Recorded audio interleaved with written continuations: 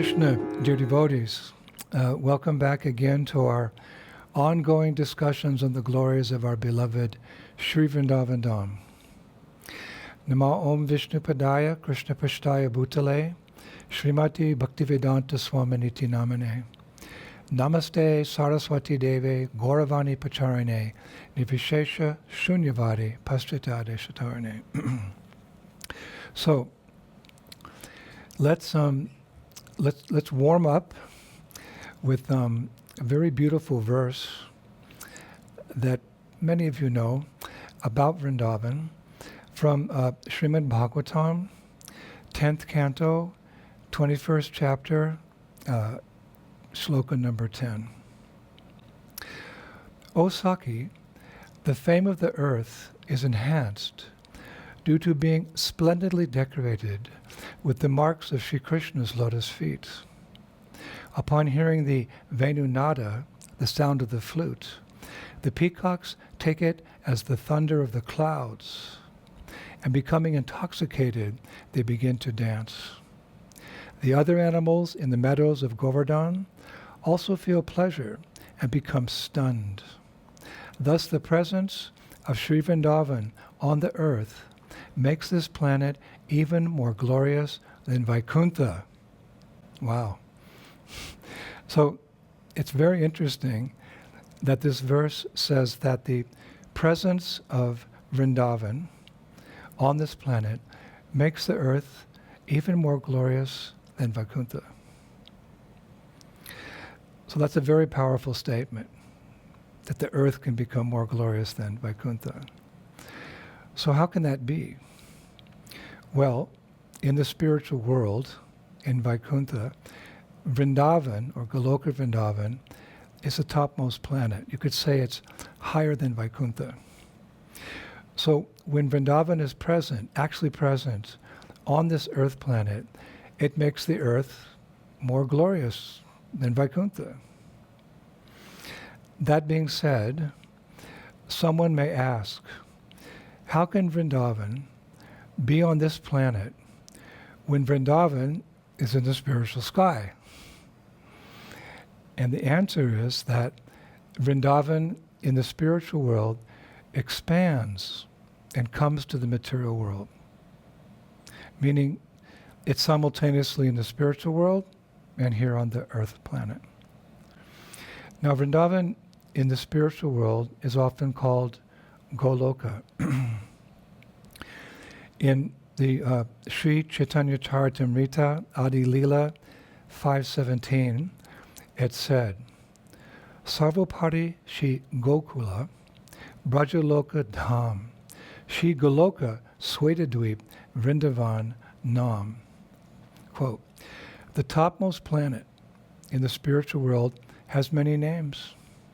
Braja, Goloka, Swetadweep, and Vrindavan. And when that same Goloka manifests here on earth, it is called Gokula. Important verse. Now, Srila Rupa Goswami says in Lagu Bhagavatamrita, quote, Yato Goloka Nam Syat Acha Gokula Vai Bhavam, that the glory of Gokula on this earth is equal to the glory of Goloka in the spiritual world. So now we can understand how auspicious, how glorious the earth becomes when Vrindavan is here.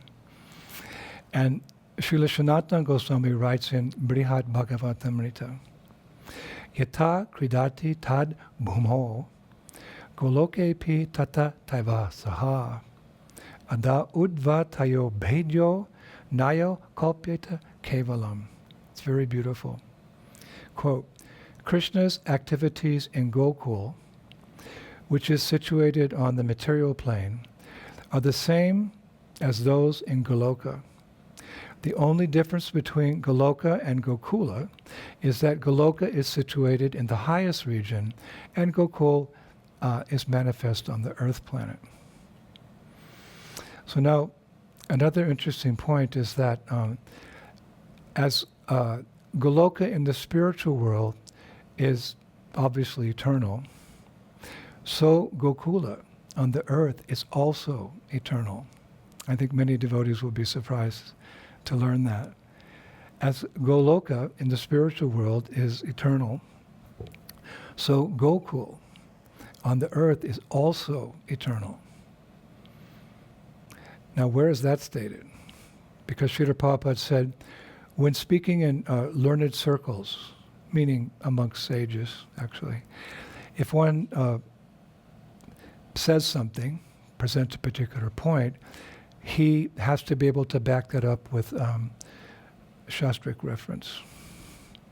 So where does it say that Gokula on the earth is also eternal? It says that, well, several places, but I've chosen the following. In the first canto of Garga Samhita, there we learn that when the earth was situated on the end of the tusks of Lord Varaha, Mother Earth, Bhumi Devi, she said to Varaha, "My Lord, the whole world is submerged in the devastating floods of the Pralaya. Where will you put me down now?" So Lord Varaha replied, "My dear Bhumi, I will put you down where trees will be visible." So then Bhumi said, "But Lord, how can there be trees without me? I am their one and only shelter." Then suddenly, right before the eyes of Mother Bhumi, the Lord manifested a large forest of trees. She was stunned and she said, "Oh Lord, what place is this? I've never seen it before." So Lord Varaha smiled and he said, quote, "This is my very own Braj Mandala, which is connected to my eternal abode, Goloka. Even in the devastating Pralaya, it is never destroyed." So of course, he was referring to Braj Mandala, to Gokul, Vrindavan. "This is my very own Braj Mandala," he says, "which is connected to my eternal abode, Goloka. Even in the devastating Pralaya, it is never destroyed." Garga Samhita 153. So that's the Shastric evidence that Gokul here on earth is also eternal. This so much deepens our appreciation, understanding, and love for Vrindavan. So now we'll continue our wanderings, our parikrama in Braj. Something else I found that based on the principles of Sanskrit grammar, scholars give the following definition of the term Braja. They say, "Brajanti ghava yasmi nati braja." Brajanti ghava yasmi nati braja. Quote, "The land where the cows, cowherd men, cowherd boys, and cowherd girls wander is known as Braja." I thought that was nice. So of course, there's a proper way and an improper way to do parikrama.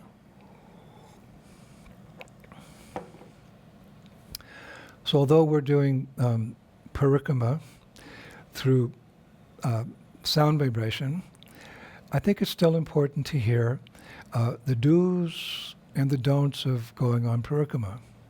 Because, of course, as I've said many times, this is all preparation for that grand Kartik parikrama that we're all looking forward to sooner than later. So the do's, or some of the do's, because there's so many, while on parikrama, are that one should always speak the truth while on parikrama, observe celibacy, sleep on the ground, forgive the offenses of others, take bath in the holy rivers, lakes, and ponds of the Dham, perform ajman to remain pure, accept only prasadam offered to Krishna, and chant japa or have kirtan or Krishna katha along the way, and worship the brahmanas, the Vaishnavas, the deities, and the holy tirthas as you proceed. Now, some of the don'ts are, while on parikrama, don't become angry, don't commit violence to trees, creepers, small shrubs, cows, antelopes, birds, bees, and other insects. Never dishonor devotees, and always and don't be disrespectful to the Dhams, Srimurtis, or deities. So let's go on parikrama. So once, as spring gave way to summer, to get relief from the oppressive heat of the day, Krishna took his gopis on a nighttime walk through the 12 forests of Vrindavan to enjoy rasa lila, rasa dancing. And in the sacred place called Nandishwara, Radha and Krishna quickly went ahead from the group and hid from Sri Radha's girlfriends in a forest of banyan trees. And from there, they strolled through Bhadravan, Kadiravan, Bilvavan, and a few other forests I can't remember. And at last they reached the sacred forest of Kokilavan. We gave an extensive lecture on Kokilavan some months ago, but I mean, there's unlimited pastimes in every holy place in Vrindavan, and there's 60 billion holy places, so you could speak about the pastimes in one holy place for many lifetimes. So in this particular pastime, Radha and Krishna, together they reached the forest of Kokilavan. And meanwhile, the gopis were obviously searching for Radha and Krishna, and they followed the divine couple's footprints until they also arrived in Kokilavan. And seeing them from a distance, Krishna whispered to Srimati Radharani, quote, "My dear Sri Radha, if your friends find us, our pleasant pastime of wandering through Vrindavan's forest will quickly come to an end. So please follow me. There's a dense forest nearby where your friends won't find us, and we can be together for a little while longer." But Shastra says that Radharani, feeling somewhat proud of her unique beauty, youth, intelligence, and good character, which she knew gave so much pleasure to her beloved Krishna, complained about having to walk any further. So she said, "Krishna, you herd your father's cows every day. Accustomed to wandering from forest to forest, you are very strong. But I'm a delicate girl. I don't have the energy to keep walking. Let's just stay here." So fanning Sri Radha with his yellow upper garment, Krishna said, "Dear one, it's not so far. Please don't worry. We won't walk very fast." But Sri Radha wouldn't get up, and instead she turned away from her beloved. So Krishna said, "Okay, if you can't walk, then climb up on my shoulders." But just as Sri Radha stood to climb up onto Krishna's shoulders, the acharyas say, quote, "Krishna displayed his independent nature and disappeared, leaving his consort all alone," unquote. So Sri Radha at once realized that her pride had driven Krishna away. Of course, we understand that her pride is nothing material. It's transcendental pride. It's all part of the Leela so that, they become more attached to each other because, when Krishna goes away somewhere or Radha goes away somewhere, inevitably, they miss each other very much, and their attachment grows. So this is transcendental pride. It's Leela. So she realized her pride had driven Krishna away. So she fell to the ground. She started crying. And the sound of her crying drew her girlfriends to where she was. And as nighttime descended, as it became dark, they all fell into one another's arms and filled Kokilavan with the sounds of their wailing. And the Shastras say that gradually some gopis calmed themselves and then showered Sri Radha with a spray of sandalwood, aguru, and musk. And in time, others began fanning her with chamaras, those whisks, white whisks, and comforting her with sweet words. So finally, Sri Radha regained her composure. And then she gave the gopis a very, how would you say, a heart-rendering account of how Krishna had deserted her. So determined to win Krishna back for Sri Radha, what did the gopis do? Well, they sat together and had kirtan. They sat together and sang Sri Krishna's glories. Now, the Garga Samhita, from where this pastime is actually coming, 222.6, reveals one verse of a song they sang, and I thought I would include it because it's just heart-touching. Quote, this is how the gopis are singing. May Krishna, who enjoys glorious pastimes in the arena of the rasa dance, who brings life to the gopis' eyes, and who, in a secret place, treats a girl roughly by leaving, appear before our eyes. Let's do it again. May Krishna, who enjoys glorious pastimes in the arena of the rasa dance, and who brings life to the gopis' eyes, and who in a secret place treats a girl roughly, please appear before our eyes. Now, as the gopis sang and sang and sang, they soon saw Krishna's large lotus eyes glowing like lanterns in the darkness. In other words, their singing, their kirtan, had attracted the Lord. And that is the purpose of kirtan, isn't it?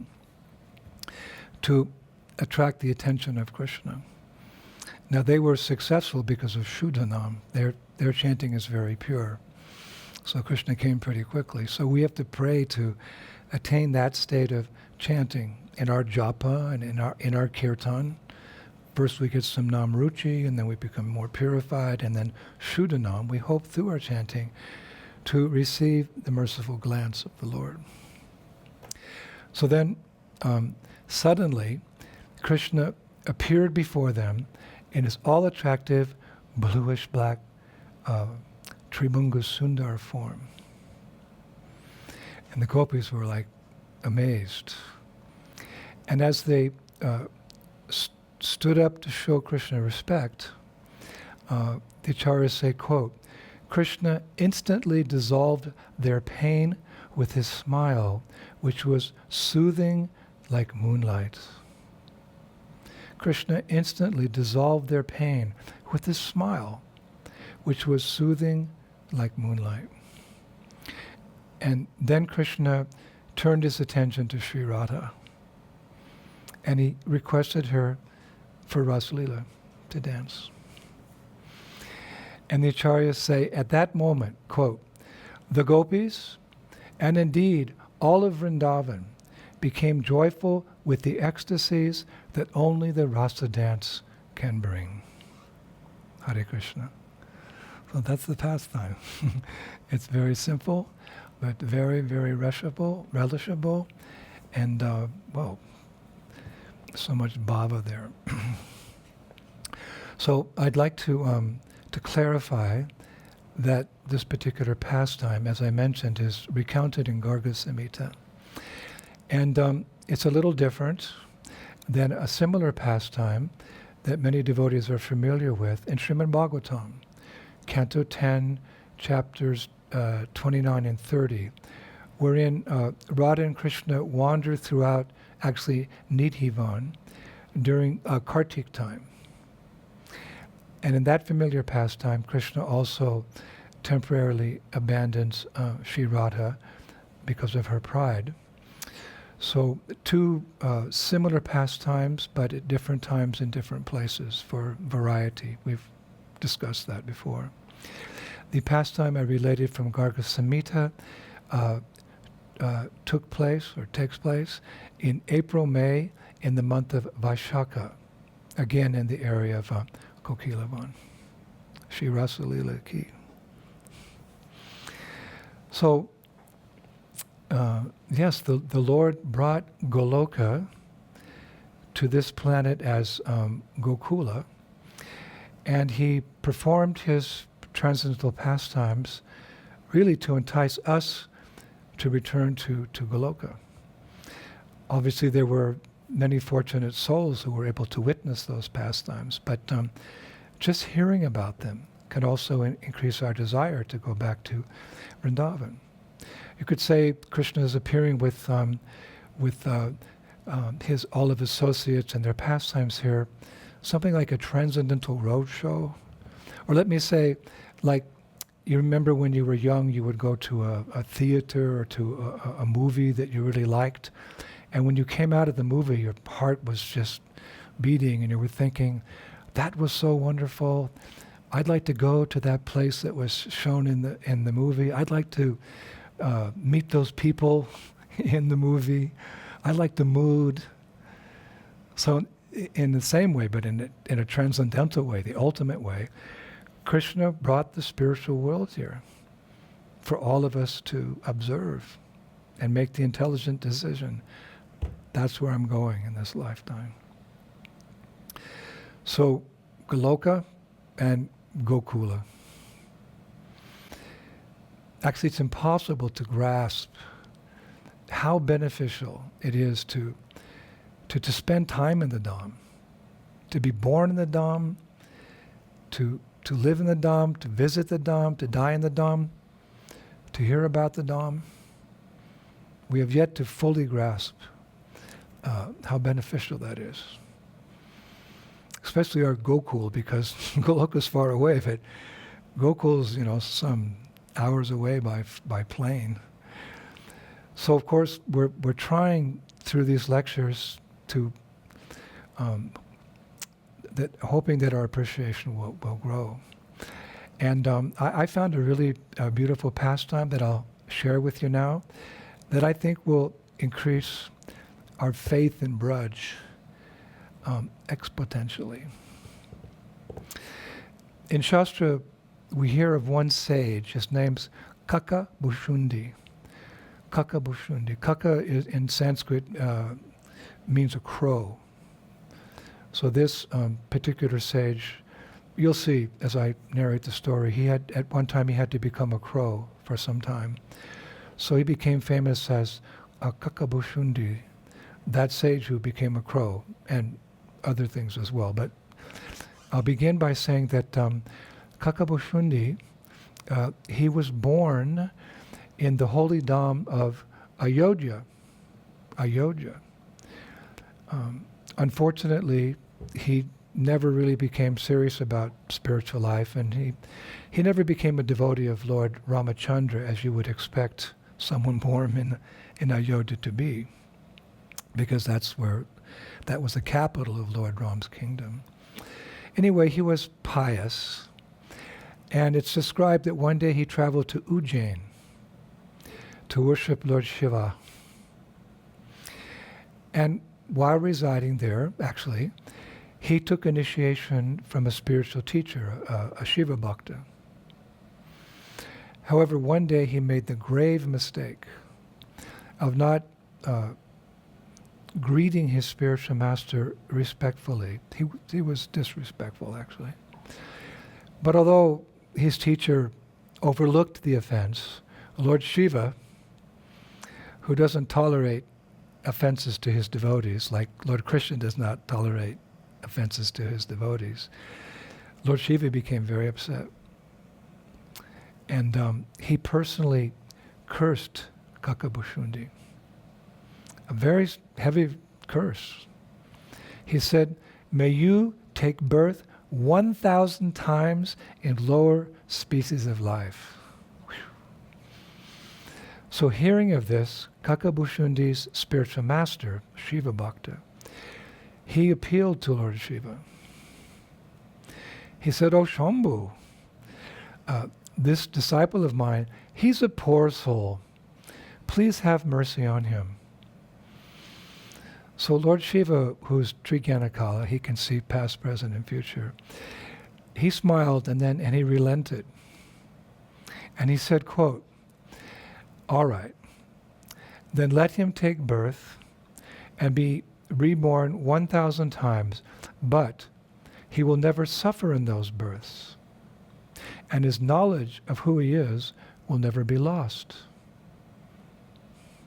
Finally, he will take birth as a human being and become a great devotee of Lord Ram." And then Shiva continued. He said, "And more good fortune is awaiting him." Now, people who were present, they were like, "What? He was an offender? He wasn't a Ram Bhakta, a little pious, He took shelter for Shiva Bhakta, but he was offensive." So people are like, "What?" So Lord Shiva said, "And more good fortune is awaiting him. For when the great sage, Loma Rishi, will be pleased with him, he will receive the Ram mantra. And Loma Rishi will bless him that when he will die, will bless him that he can die when he desires. He will only leave his body when he desires.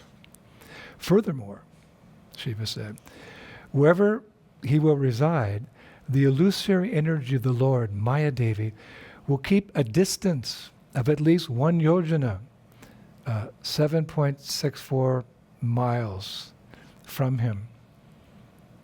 Maya Devi will keep a distance of 1 yojana, wherever he lives. And that's not all. Shiva said, in addition, he will gain complete knowledge of the Supreme Lord without any effort. Then Lord Shiva paused, and he said, "Kakabushundi, you have been fortunate to receive all this mercy for 2 reasons only. You were an offender, yes, but you're going to receive all this kripa for 2 reasons, and I will explain to you what those 2 reasons are." And then Lord Shiva said, "Raghupati Puri Janmataba Bhavahu Puni Tain Mama Sevan Mana Dayahu." Listen to this. First of all, you were born in the holy place where Lord Ram ruled.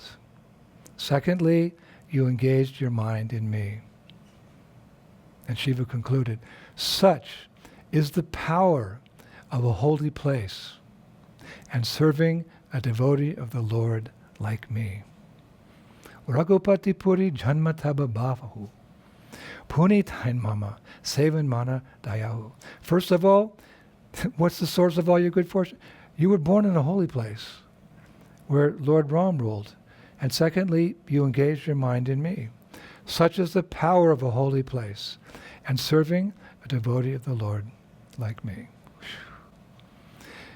Now, in the very same way, we poor, fallen souls of Kali Yuga, we can also get benefit, the same benefit, from the holy Dham if we really understand that Dham and worship that Dham and live there or visit there or hear about that Dham. Being born in the Dham, residing, visiting, or dying, or just hearing constantly about the Dham, we souls in Kali Yuga can become purified. Because this pastime I related to you from this great sage, this happened in Treta Yuga. So what's our hope? Our hope is Sri Vrindavan Dham and Mayapur Dham. And any Dham where there's Vaishnavas, Ayodhya Dham, Jagannath Puri, etc. But particularly for us, Vrindavan and Mayapur. And this is confirmed, again, while speaking in learned circles, that you are all the learned circles. So I must substantiate this statement that it's possible also in Kali Yuga, and I will do so with the help of one of my favorite acharyas, Srila Prabodhananda Saraswati.